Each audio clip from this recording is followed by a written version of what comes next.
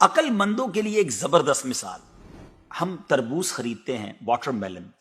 مثال کے طور پہ 5 کلو کا ایک تربوز ہم نے خریدا، اور جب اسے کھانے لگتے ہیں تو پہلے اس کا چھلکا اتارتے ہیں نا. 5 کلو میں سے کم از کم 1 کلو کا تو چھلکا نکل جاتا ہوگا، یعنی آلموسٹ 20%، 20% تو کم ہو جاتا ہے. مگر کیا کبھی ہمیں افسوس ہوتا ہے اس کا؟ کیا ہم سوچتے ہیں کہ ہم نے تو تربوز چھلکے کے ساتھ خریدا، چلو آج چھلکے کے ساتھ ہی کھا لیتے ہیں؟ ایسا نہیں کرتے نا. اسی طرح مالٹے کا بھی حال ہے کہ ہم خوشی خوشی سے اس کا چھلکا اتار دیتے ہیں، حالانکہ ہم نے چھلکے سمیت خریدا ہوتا ہے، مگر اس چھلکے کو پھینکتے ہوئے ہمیں کوئی تکلیف نہیں ہوتی. یہی حال مختلف پھل اور سبزیوں کا ہے.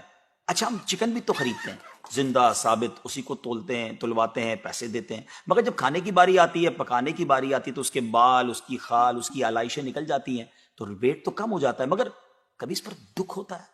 نہیں نا. تو پھر 40,000 میں سے 1,000 دینے پر، 1,00,000 میں سے صرف 2,500 دینے پر ہمیں کیوں بہت تکلیف ہوتی ہے؟ حالانکہ یہ صرف 2.5% تو بنتا ہے، یعنی 100 روپے میں سے صرف 2.5 روپے. یہ تربوز، کیلے، آم اور مالٹے کے چھلکے اور گٹلی سے تو بہت کم ہے نا.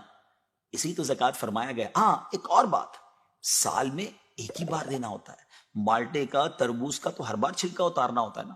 یہ 100 روپے میں سے 2.5 روپے یا 1,00,000 میں سے 2,500 روپے سال میں ایک ہی بار دینا ہوتا ہے، اور اسی کو زکوٰۃ کہا گیا. کیا برکت والا کام ہے یہ. مال بھی پاک، ایمان بھی پاک،